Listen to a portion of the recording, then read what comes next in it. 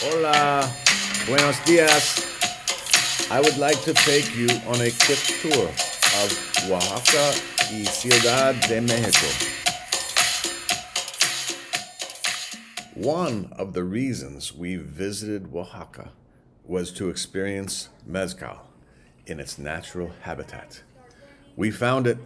We learned more about mezcal than I ever expected. Its uplifting effervescence and sometimes awakening sensations give it a very unique place in the spectrum of liquor. Bottles range from $55 to $200, and pours in restaurants, glasses filled to the rim, were between 5 and 12. We found our favorites and enjoyed drinks on our rooftop at sunset, as well as a pre and post dinner drinks. When in Rome, right? A couple takeaways that seem to be unanimous. Don't buy 40% mezcal. It should be at least 45% or more. And always drink joven. This is blanco or unaged. Joven means young. The reposado or añejo varieties, which are aged in barrels, are not the way mezcal aficionados enjoy their cactus juice. I know why. Because the flat road is behind in this part, so I never pass through in this part. It's beautiful. It like flowers. It does flower. As we pulled off the main street and down a dirt road, we realized we were getting close. Fernanda and Joenge drove us almost an hour out of town to this place. A mezcal production farm is called a palenque. There are fields of agave of various ages, as well as a building designed to make mezcal. The palenque we visited was very special. In this area of Santiago, Montetlan, it would maybe rival early 1800s Appalachia. With field after field of agave and occasional smoke trails up in the sky, its dusty desert-like landscape made it a bit surreal with the amount of vegetation and life here. We toured the fields and the facility that produces the mezcal. The process is fairly simple. Not much is done to change or enhance the flavor of the mezcal. Great care is taken to ensure the process is done properly, as it has been for generations. Omar is fourth generation maestro. His father was there too. With 8 people in production, it is a family affair. Omar's family and another family from the pueblo made up the crew. We had lunch with the family and talked about mezcal and life on the farm. We were introduced to a Oaxaca tree, which is how Oaxaca got its name. It is told that if you eat the seeds from this tree, you live to be over 100 years. I had a couple seeds, so I got that going for me. We had a wonderful time. There was an earthquake. Not completely inexperienced in the realm of earthquakes, we were all right with the shake. It kind of puts things in perspective. Our world is always changing and always moving. But when the following night there was a red moon from a total eclipse, things got real. Revolution is in the air. For as laid back and laissez-faire as Mexicans are, they don't seem to have quite as many cultural hang-ups as Americans do. There is an undercurrent of revolution. The Mexican Revolution ended just in 1920. Over 1 million people died in the Civil War. Everyone in the entire country had parents and grandparents that lived through or died in the war, and it is still very close to the surface here in Mexico. It is somewhat refreshing in an odd way. Our American culture has forgotten about the fight for freedom. I do enjoy the edge here, but also the smiles and the characters on the street. These people still have that edge. There's a chip, but it is guarded by a love of their family, friends, and fiestas.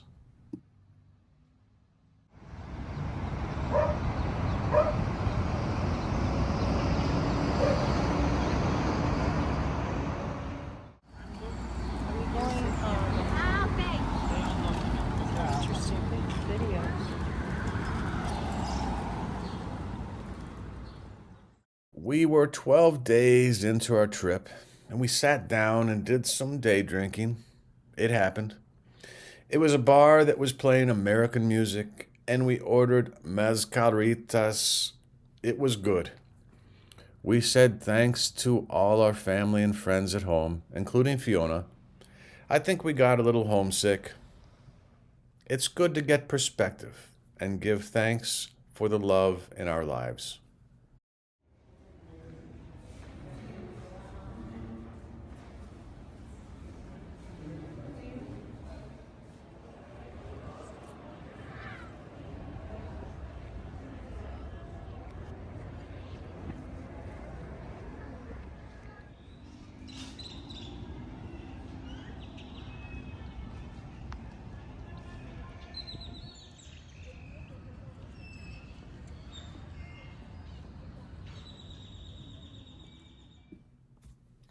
The art here is raw and dark.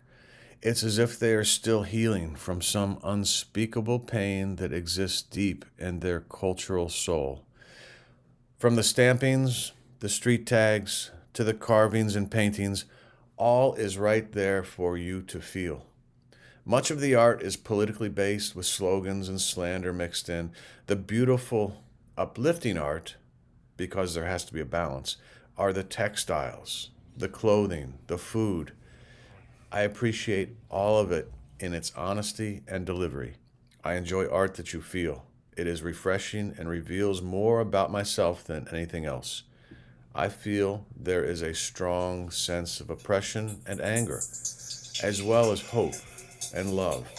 It is invigorating to be immersed in a society that lives so close to the surface.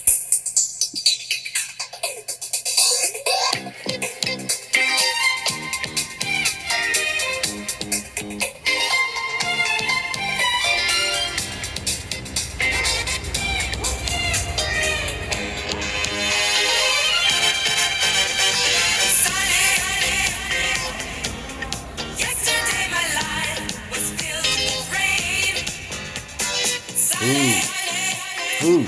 Where do I start? It was all good. Oaxaca with the moles and skirt steaks and Mexico City's rainbow of flavors. Each meal was served with passion and love for those nourished by it. We talked about chipolinas a lot because it was rotated into so many recipes. It was a chili paste, a pate, it was salt on rims of glasses, it was crumbled over guacamole, and sometimes you would just eat them as if they were popcorn with seasoned salt. Chapulines are grasshoppers. It was a mental hurdle and sometimes challenging, but they were really tasty. It was refreshing that food was reasonably priced, as even our grand finale 4-course meal with new silverware for each course overlooking Plaza de la Constitución and the Catedral Metropolitana was only $150, including drinks and tip. Truly a swanky evening. Comparing this to an upscale overlooking Central Park in New York City, probably would have been closer to $500. We really enjoyed the food everywhere. I highly encourage this food experience.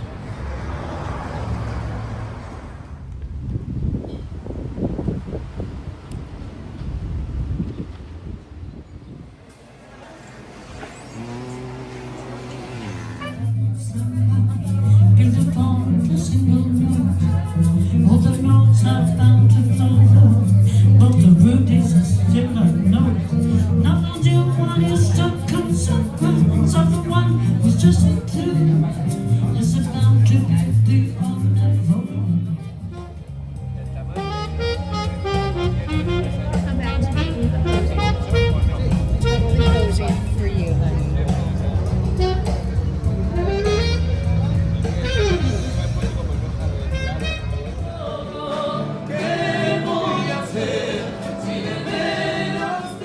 There are many states in Mexico, 31 plus the federal district. Each has its own spirit and culture. Mexico City brings them all together in one place.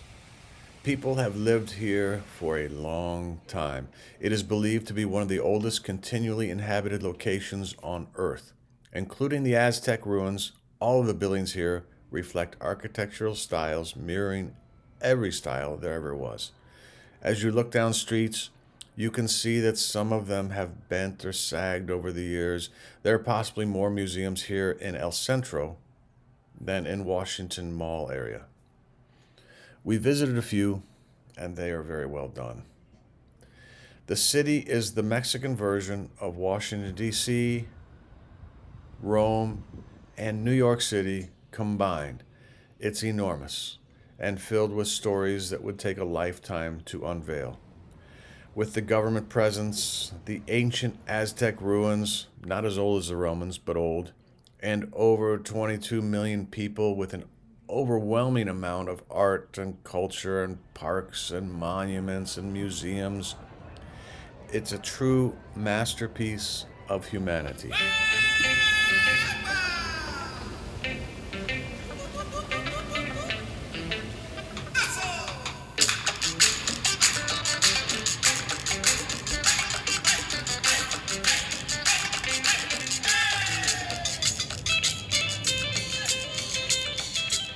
We had a wonderful time in Mexico. Our hands held, sometimes tighter than others, as we walked the city streets. The constant energy, for me, can be exhausting and create a dissonant frequency in my soul. Together, Karen and I pushed through and found the tones that meshed with us and the city. We truly enjoyed getting to know each other better, finding some friends along the way, and having an adventure. Oaxaca and Ciudad de Mexico will always have a place in our hearts. Hasta pronto.